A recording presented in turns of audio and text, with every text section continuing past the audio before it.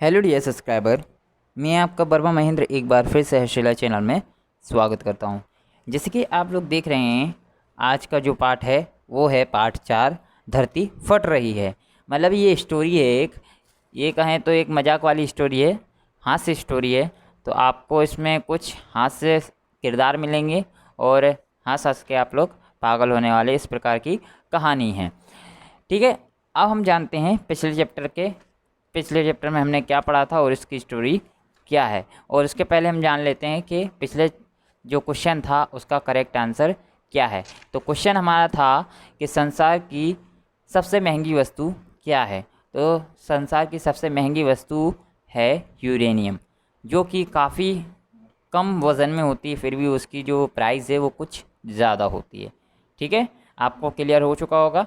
अब बात करते हैं आज के क्वेश्चन की, जो कि आपकी स्क्रीन पर कुछ इस प्रकार से है। आपको क्या करना है, इसको कमेंट में आपको आंसर करना है कि आंसर क्या हो सकता है। ना ही तो आप मुझे इंस्टा, व्हाट्सअप, फेसबुक, आप किसी पे भी मुझे कमेंट करके बता सकते हैं। ठीक है, ज़्यादा जानकारी के लिए अब हम पार्ट पढ़ते हैं। पार्ट 3 क्या था स्टोरी के अंदर, चैप्टर का नाम क्या था। तो पार्ट 3 था हमारा मोती और टॉमी, जिसमें एक मोती और टॉमी की स्टोरी बताई गई थी। जिसमें मोती था वो एक गली का कुत्ता हुआ करता था और जो टॉमी था वो बड़े घर का कुत्ता हुआ करता था। तो मोती को एक बार, मतलब मोती मिलने जाता है टॉमी से एक बार, मतलब अचानक से वो घूमने जाता है पर उसको टॉमी मिल जाता है। पर वो क्या होता है, वो दरवाजे के अंदर रहता है। वो बड़े घर का बेटा रहता, बड़े घर का कुत्ता रहता है।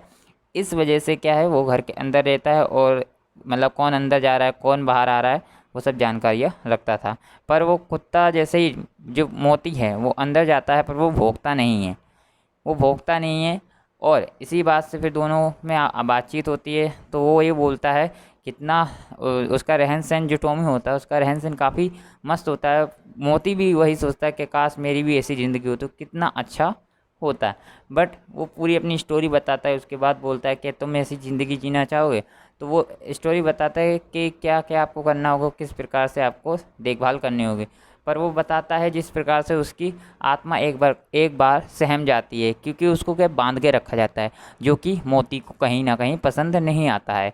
क्योंकि मोती क्या चाहता है, एक प्रकार से आज़ादी चाहता है, वो हर जगह घूम सके, अपनी मर्ज़ी से काम कर सके, अपनी मर्ज़ी से वो घूमना चाहता था। तो बस इसी के साथ हमारी स्टोरी यहीं पे ख़त्म हो जाती है, वो अपनी जगह से चला जाता है। इसी के साथ हमारी ये पार्ट 3 की स्टोरी ख़त्म हो जाती है।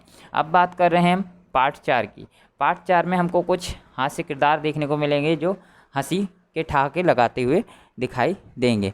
चलिए पार्ट 4 के बारे में जानते हैं। पार्ट 4 धरती फट रही है, जिसके लेखक हैं गोपाल मिश्रा। बहुत समय पहले की बात है, किसी जंगल में एक गधा बरगद के पेड़ के नीचे लेटकर आराम कर रहा था। भागो, धरती फट रही है। लेटे लेटे उसके मन में बुरे ख्याल आने लगे। उसने सोचा, यदि धरती फट गई तो मेरा क्या होगा। अभी उसने ऐसा सोचा ही था कि उसे एक जोर के धमाके की आवाज़ आई। वह भयभीत हो उठा और चीखने लगा, भागो भागो, धरती फट रही है, अपनी जान बचाओ। और ऐसे कहते हुए वह पागलों की तरह एक दिशा में भागने लगा। उसे इस कदर भागते देखते हुए एक अन्य गधा ने उससे पूछा, अरे क्या हुआ भाई, तुम इस तरह बदेबाज भागे क्यों जा रहे हो। अरे तुम भी भागो, अपनी जान बचाओ, धरती फट रही है। ऐसा चीखते हुए वह भागता रहा। यह सुनकर दूसरा गधा भी डर गया और उसके साथ भागने लगा। अब तो वह दोनों एक साथ चिल्ला रहे थे, भागो भागो, धरती फट रही है, भागो भागो। देखते देखते सैकड़ों गधे इस बात को दोहराते हुए उसी दिशा में भागने लगे।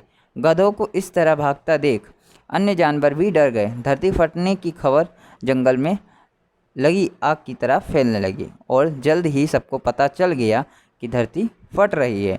चारों तरफ जानवरों की चीख पुकार मच गई।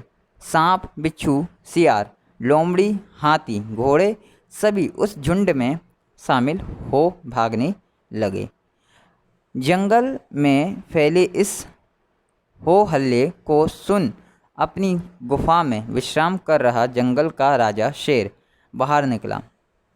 उसे अपनी आंखों पर यकीन नहीं हुआ कि सारे जानवर एक ही दिशा में भागे जा रहे हैं। वह उछलकर सबके सामने आया और गूंजती हुई दहाड़ के साथ बोला, ये क्या पागलपन है? कहाँ भागे जा रहे हो तुम सब? महाराज, धरती फट रही है, आप भी अपनी जान बचाइए। झुंड में आगे खड़ा बंदर बोला। किसने कहा ये सब? शेर ने प्रश्न किया। सब एक दूसरे का मुंह देखने लगे। फिर बंदर बोला, मुझे तो ये बात मुझे चीते ने बताई थी। चीते ने कहा, मैंने तो ये पक्षियों से सुना था और ऐसे करते करते पता चला कि ये बात सबसे पहले गधे ने बताई थी। गधे को महाराज के सामने बुलाया गया। तुम्हें कैसे पता चला कि धरती फट रही है? शेर ने गुस्से से पूछा।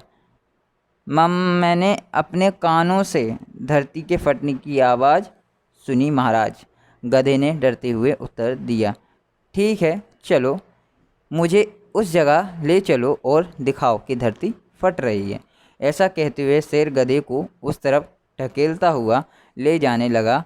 बाकी जानवर भी उनके पीछे हो लिए और डर डर कर उस ओर बढ़ने लगे। बरगद के पास पहुंचकर गधा बोला, हुजूर, मैं यहीं सो रहा था कि तभी जोर से धरती फटने की आवाज़ आई।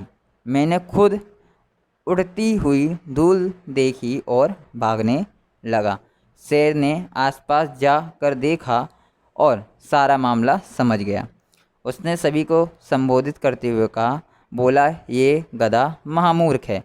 दरअसल पास ही एक नारियल का ऊंचा पेड़ है और तेज़ हवा चलने से उस पर लगा एक बड़ा सा नारियल नीचे पत्थर पर गिर पड़ा। पत्थर सरकने से आसपास धूल उड़ने लगी और ये गधा न जाने कैसे धरती फटने की बात समझ बैठा। शेर ने बोलना जारी रखा, पर भाइयों, ये तो गधा है, पर क्या आपके पास भी दिमाग नहीं है? जाइए, अपने घर जाइए और आइंदा से किसी अफवाह पर यकीन करने से पहले 10 बार सोचिएगा। कहने का मतलब ये है, स्टोरी से ये सीख हमको ज़रूर मिलती है कि तब तक आप अपनी आँखों से देखकर भरोसा ना कर लें, तब तक किसी की बातों पर भरोसा ना करें। तो इसी के साथ हमारा चैप्टर ख़त्म होता है यहीं पे। आपको वीडियो कैसा लगा प्लीज़ कमेंट सेक्शन में ज़रूर कमेंट करके बताएं। अगर आपको वीडियो अच्छा लगा हो तो प्लीज़ लाइक कीजिए एंड शेयर कीजिए। और अगर आपको ऐसे ही वीडियो पाने हैं तो बने रहिए मेरे चैनल के साथ और आगे मिलते हैं नई स्टोरी और नए किरदारों के साथ। बने रहिए मेरे चैनल में। Thank you everyone.